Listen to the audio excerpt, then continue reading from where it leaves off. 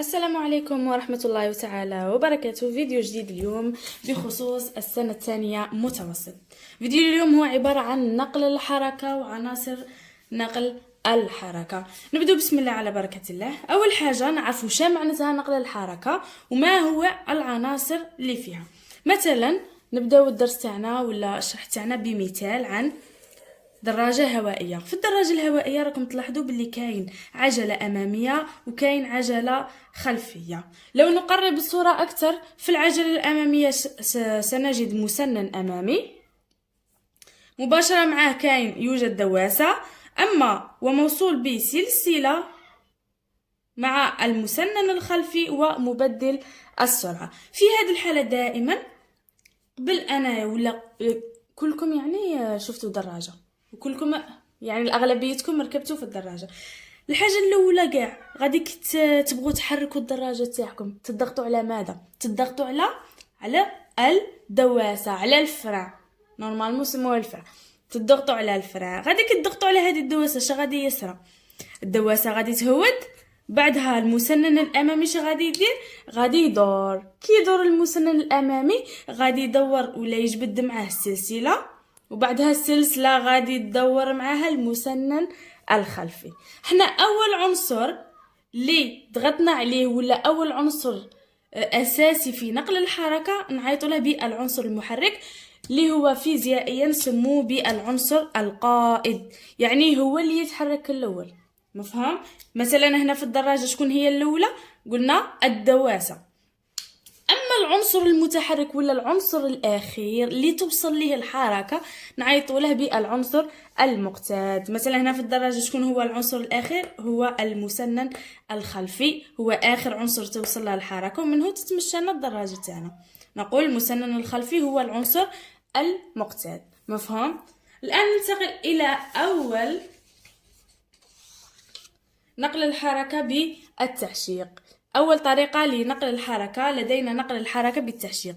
في نقل الحركة بالتعشيق راكم ملاحظين يوجد مسننين. هذا الشكل عبارة عن مسننين، يوجد مسنن الأول ومسنن الثاني. حنا هاد المسننين على سمو مسنن خاطرش فيهم عبارة عن أسنان. مفهوم؟ في حالة ما قمت أنا بتدوير هذا المسنن الأول هو اللي دار لي يسمى بالمسنن القائد. لا دورت هذا الأول يعني هذا هو القائد. الزاوج سموه مسنن مقتاد. لا عكسنا، مثلا دار الأول هذا هو الأول اللي دار، مالا هذا يعتبر مسنن قائد والثاني يعتبر مسنن مقتاد. هذا أيضا نوع من أنواع نقل الحركة بالتعشيق. أي حاجة فيها أسنان هذه عبارة عن مسطرة فيها أسنان، وكاين هنايا كذلك مسنن، هذه كذلك نقل الحركة بالتعشيق. في نقل الحركة بالتعشيق يمكن إضافة مسنن آخر يسمى بالمسنن الوسيط. العمل تاعه هنا ما يدير؟ يجعل الحركة ولا جهة الدوران تاع المسنن القائد والمقتاد في نفس الجهة. شوفوا في نقل الحركة بالتعشيق جهة الدوران تاع المسنن القائد والمسنن المقتاد متعاكسين في الجهة. مفهوم؟ لا هذا دار في هذه الجهة الاخر يدور العكس تاعه. هذه نقطة. جهات الحركة تاع المسنن القائد والمقتاد متعاكسان في الجهة. انا باش نخليهم يدوروا في نفس الجهة نروح نجيب مسنن اخر نديره في الوسط تاعهم. مفهوم؟ مثلا هذا عبارة عن مسنن قائد وهذا مسنن مقتاد. قلنا جهات الحركة متعاكسين ياك. انا باش نخليهم في نفس الجهه نجيب واحد اخر نديره في الوسط. علاه؟ نعرف باللي دائما المسنن مع اللي حداه العكس تاعه، مالا هذا عكس هذا وهذا راح حدا هذا يعني الجهه تاعه عكسه. بما انه عكس هذا يعني يولي لنا مسنن القائد والمسنن المقتاد في نفس الجهه، والوسيط دائما يدور عكس جهه دوران تاع المسننين القائد والمقتاد. مفهوم؟ هذه بالنسبة لنقل الحركة بالتعشيق. الآن نذكر مجالات استعمال نقل الحركة بالتعشيق. هادو رانا شايفينهم أغلبيتكم في القسم قال لي أستاذة رانا شايفينهم في الساعة. صحيح، في الساعة يوجد هذا نقل الحركة بالتعشيق، يوجد هاد المسننين، قادر نكونوا زوج قادر يكونوا ثلاثة مع بعض يعني بإضافة وسيط.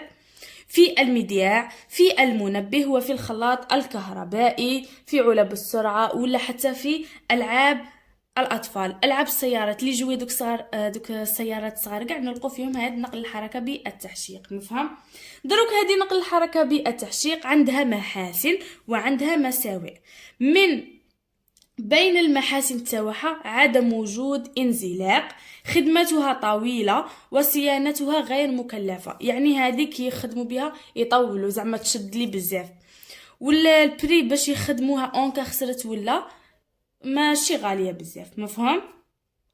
وهنا الهدف تاعها نجمو غير السرعة بالزيادة او بالنقصان.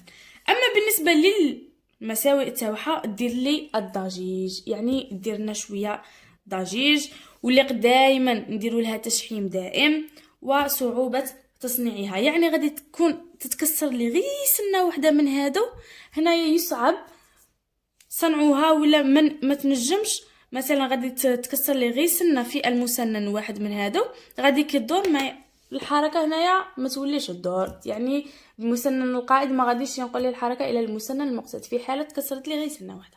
مفهوم؟ هذا بالنسبه لنقل الحركه بالتحشيق. الان ننتقل الى النوع الثاني اللي هو نقل الحركه بالاحتكاك. في نقل الحركه بالاحتكاك عندنا دولابين. هنا في الدولابين جايه ملساء. مفهوم؟ يوجد كذلك دولاب قائد، يعني لا حركت هذا الاول يولي هذا دولاب قائد هذا دولاب مقتاد. جهة الحركة دائما جهة متعاكسة. مفهوم؟ باش يولوا عندهم نفس الجهة نضيف مسنن آخر سموه مسنن وسيط. هذا مسنن وسيط جهة الحركة تاعهم متعاكسة مع جهة الحركة تاع الدولاب القائد والدولاب المقتاد. مجالات الاستعمال هنايا في دينامو الدراجة، آلة صنع الورق، ولا آلة تغليف البطاقات، ولا نلقوها في آلة العجين.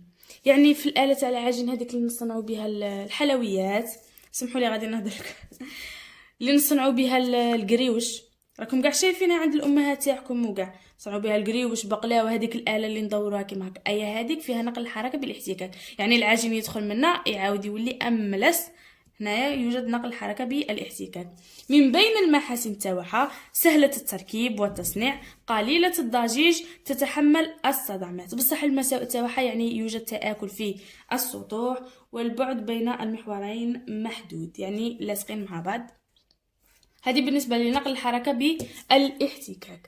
نقل الحركة بالاحتكاك هنا كيف يتم ذلك؟ يتم عن طريق تلامس بين حواف الدولابين. أما نقل الحركة بالتحشيق كيفاش يتم عن تداخل بين الأسنان، يعني كيما هكا الأسنان تاع المسنن القائد يدخلوا في الفراغ تاع المسنن المقتاد أو العكس. صحيح. مفهوم؟ نقولوا تداخل الأسنان ولا بتشابك الأسنان.